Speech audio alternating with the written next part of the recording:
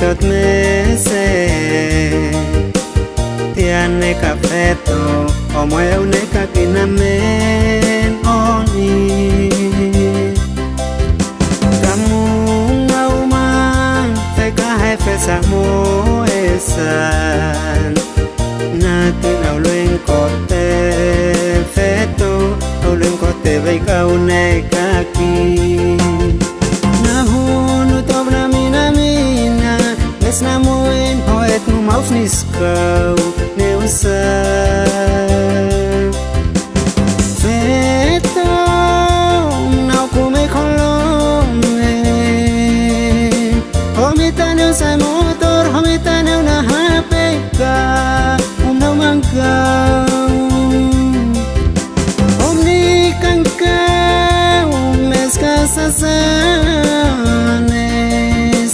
tuti hanek mis kompanat kontenau balba kesno kan meo ina susapko kenkai munau kau nai au nei kama obeneu ko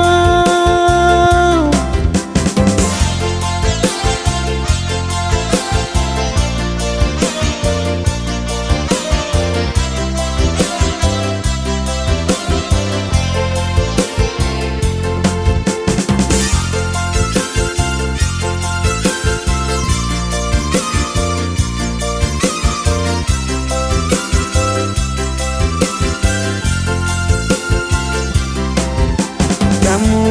ngauman teka hefesa mo esan natin au luen kote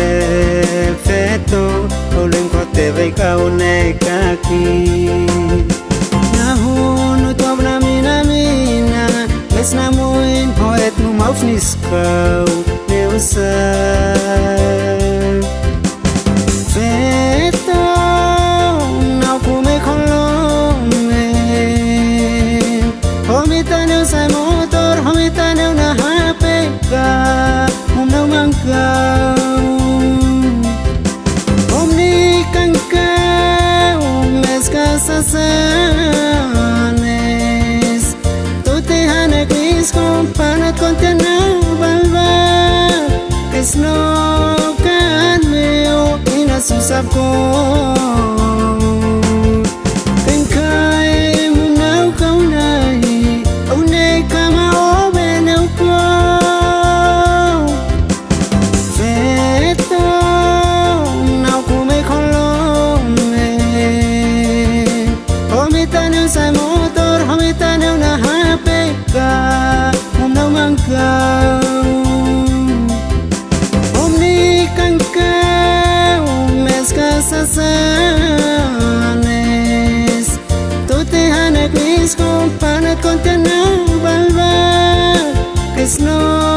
kan meo ina susapko